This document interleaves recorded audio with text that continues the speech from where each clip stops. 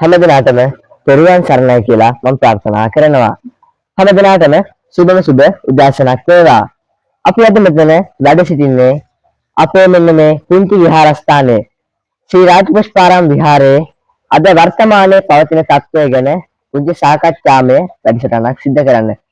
ඒ වෙනුවෙන් අද මෙතන වැඩ සිටිනවා මාගේ ගුරු දේවෝත්තම අවසර වෙන ශ්‍රී රාජපුෂ්පාරාම විහාරයේ විහාරාධිකාරී පූජ්‍ය වේපත්තන්ගේ සරණංකර අවසරය. එහෙනම් අවසර පෙරුවන් සරණයි. පෙරුවන් සරණයි.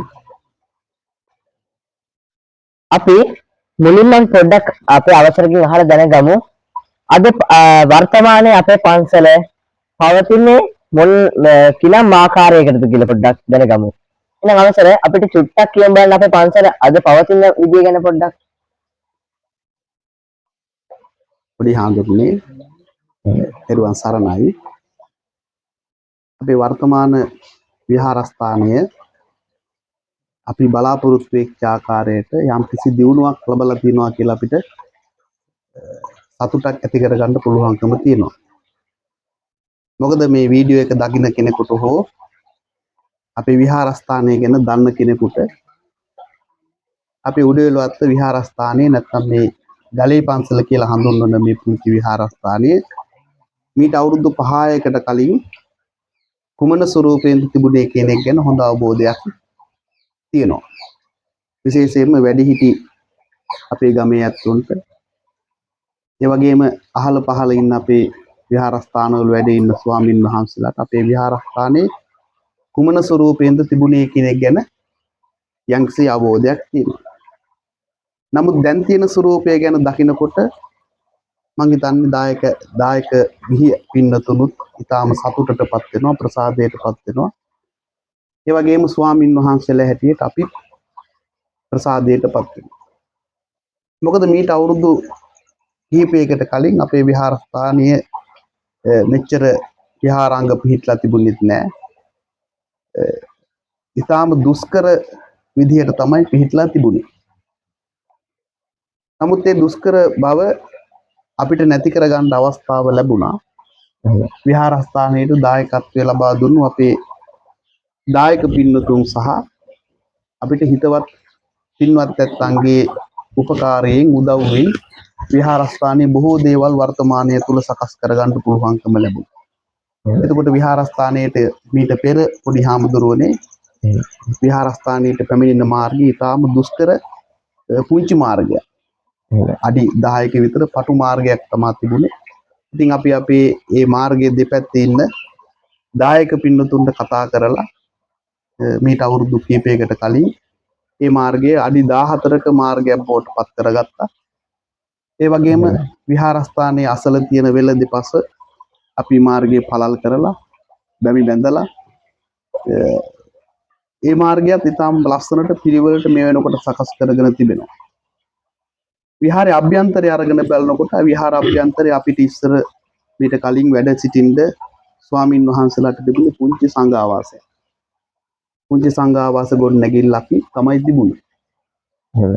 නමුත් අපිට අපේ දායකත්වයේ සහ හිතවත් ඇත්තන්ගේ උපකාරය මත මේ විහාරස්ථානය අපිට කෙටි කාලයක් තුල ඉතාම අලංකාරවත් විදිහට අපිට ප්‍රයෝජනවත් විදිහට අපේ හැටියට අපිට ඉතාම වටිනා මිල කරන්ට බැරි සංඝාවාසයක් ගොඩනගා ගන්නට හැකියාව ලැබුණා. මම හිතන්නේ අපේ විහාරස්ථානයේ ලොකු ආලෝකයක් ලැබුණේ ඒ සංඝාවාසයේ පිහිටෙව්වට පස්සේ. විශේෂයෙන්ම සංඝාවාසයේ පිහිටෙව්වට පස්සේ පසුගිය කොරෝනා සමය තුල අපි මේ පන්සල අවට භූමිය, ඒ කියන්නේ මේ මිදුල් මේ අවට ප්‍රදේශයේ අපි බැමි බැඳලා ඒ වගේ මේ දැන් ලොකු වෙලා තියෙන ගස් පැල වශයෙන් සිටවලා අද ඒවා පළදරන මල්දරන ගෙඩි බවට ගස් බවට පත් වෙලා තියෙනවා. එතකොට අපිට මේ ආවාසය ගොඩනගා ගන්න හැකියාව ලැබුණා. ආවාසය හැදුවට පස්සේ අපි දානශාලාවක් සකස් කරගත්තා. ඒ වගේම ඒ දානශාලාවටම සම්බන්ධ කරලා අපි කුස්සිය සකස් කරගත්තා. ඒ වගේම අවට පරිසරයත් අපි තාම අලංකාරමත් විදිහට සකස් කරගන්න යෙදුණා.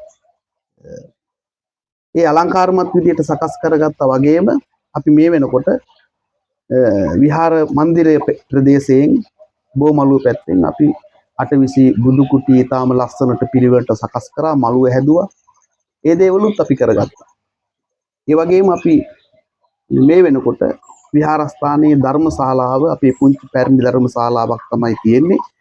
අපි මේ පුංචි පැරණි ධර්මශාලාව අපි වෙනුවට අලුතෙන් ධර්මශාලාවක් සකස් කරන්න අපි පෙළඹිලා තිබුණා. එතකොට අපි පහුගිය දවස්වල විශේෂයෙන්ම අපේ දායකත්වයන්ගේ හිතවත්ත්වයන්ගේ උපකාරය මත නව ධර්මශාලාවක් සකස් කරන්න අපි කටයුතු සූදානම් කරගෙන දැන් ඒකෙත් ඉදිකිරීම් කටයුතු සිද්ධ කරගෙන යනු ලබනවා.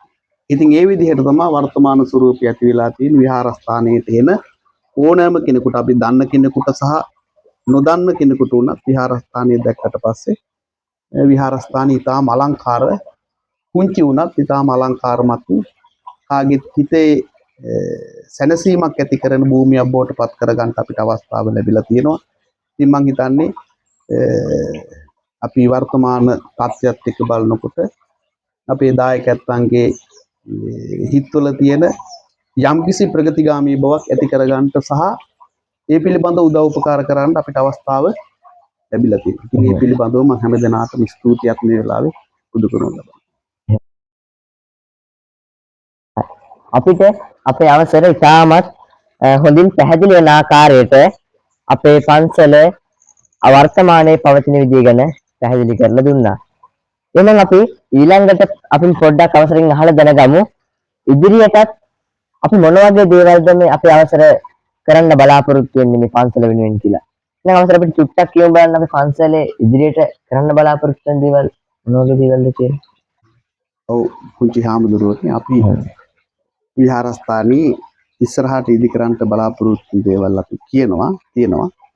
නමුත් යම් මේක අහගෙන ඉන්න කෙනෙකුට දකින්න කෙනෙකුට හිතෙන්න පුළුවන් අපි මේවා කියනකොට අපි ඇගේ යම්කිසි ඉල්ලීමක් කරනවා කියලා ආධාර උපකාර බලාපොරොත්තු වෙන්නේ නැහැ. හැම කිසිම ආධාර උපකාරයක් බලාපොරොත්තු වෙන්නේ සිද්ධ කරන වැඩසටහනක් නෙමෙයි අපි මේ විදිහට අපේ විහාරස්ථානය ගැන යම්කිසි අවබෝධයක් ලබා දීමක් පමණයි සිද්ධ කරන්නේ.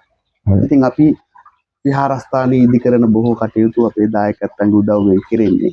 ඒ වගේම මම ඇතුළු අපි විශේෂයෙන් අපිට ලැබෙන දේවල් වලිනුත් අපි විහාරස්ථානයේ ඉදිරි කටයුතු වලට දායකත්වය ලබා දීලා දියුණු කරගෙන යනවා. මේ වෙනකොට අපි ධර්මශාලාව සකස් කරගෙන යනවා. ඒ වගේම ගිහි පිරිසට අපි සනීපාරස්සක පහසුකම් වලට අවශ්‍ය කරන දේවල් කීපයක් සකස් කරගෙන යනවා. ඒවත් අපි ඊටාම වේගෙන් නෙමෙයි අපි ඊටාම හිමිහිට අපිට ඒකට උපකාරයක් ආධාරයක් ලැබෙන විදිහට සහ අපිට මුදලක් ලැබෙන විදිහට අපි ඊටාම හිමිහිට තමයි කටයුතු දියුණු කරගෙන යන්නේ. ඉතින් මම කියන්නේ මේ අපිට කිසි කෙනෙක් මේ සඳහා විශේෂ අනුග්‍රහයක් ලබා දෙන්න අවශ්‍ය වෙන්නේ නැහැ. අපිට පුළුවන් විදිහට සහ අපිට ලැබෙන විදිහට අපි දායකත්ව අපිට යමක් ලබා දුන්නොත් සහ අපිට යම් කිසි දෙයක් ලැබුණොත් ඒ ලැබෙන විදිහට අපි මේ දේවල් දියුණු කරනවා ඇරෙන්න අපි කිසි කෙනෙකුගෙන් මේ දේවල් වලට යමක් අවශ්‍යයි කියලා කිසිම ඉල්ලීමක් කරන්නේ නැහැ. ඒ නිසා මේ පිළිබඳව වැඩි අවබෝධයක් කිසි කෙනෙක් ඇති කර ගන්න අවශ්‍ය වෙන්නේ නැහැ. අපි බලාපොරොත්තු වෙන්නේ විහාරස්ථානය ගැන අහගෙන ඉන්න කෙනෙකුට අවබෝධයක් ලබා දීම පමණයි. ඒ වගේම මින් අනතුරු අපි ඉදිරියේදී ධර්මය ගැන සාකච්ඡා කරන්නත් බලාපොරොත්තු වෙනවා. ධර්ම කරුණු ගැන සාකච්ඡා කරන්න බලාපොරොත්තු වෙනවා. ඉතින් විහාරස්ථානයේ අපි පුංචි ඉදිකිරීම් කටයුතු සිද්ධ කරගෙන යනවා. අපි මේ දේවල් ඉස්සරහට සිද්ධ කරගෙන විහාරස්ථානයේ වැඩ ඉන්න හාමුදුරුවන්ට සහ විහාරස්ථානයට පැමිණෙන දායක ගිහි පිරිසට හිතවත් පිරිසට අවශ්‍ය පහසුකම් ටික අපි සපයාගෙන යනවා. මොකද පොදු ස්ථානයක් හැටියට අපේ විහාරස්ථානයේ තියෙන දේවල් අපි හිතනවා ඒ අයට ආවට පස්සේ පහසුවෙන් යමක් කරගන්න. එතකොට එන කෙනෙකුට වැසිකිලි කැසිකිලි පහසුකම් තියෙන්න ඕනේ. ඒ අයට ඉන්ට හිටින්ට පහසුකම් තියෙන්න ඕනේ. ආහාර පාන ලබා ගන්නට පහසුකම් තියෙන්න ඕනේ. මේ දේවල් සකස් කරගන්න තමයි අපි මේ වෙලාවේ උත්සාහවත් වෙලා කටයුතු සිදු කරන්න කියන මතක. හොඳයි පුංචි හාමුදුරනේ අපි ඉස්සරහටත් අපේ විහාරස්ථානය ගැන හැඳින්වීම කරලා විහාරස්ථානය ගැන විස්තර ප්‍රකාශ කරනවට වඩා අපි ඉස්සරහට බලාපොරොත්තු වෙනවා ධර්ම කරුණු ගැන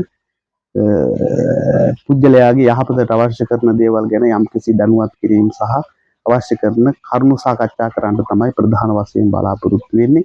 ඉතින් ඒ සඳහා මේ දකින්න බලන සියලු දෙනාම එකතු වෙන මෙන් අපි මේ වෙලාවේ ඉල්ලා සිටින ලබනවා.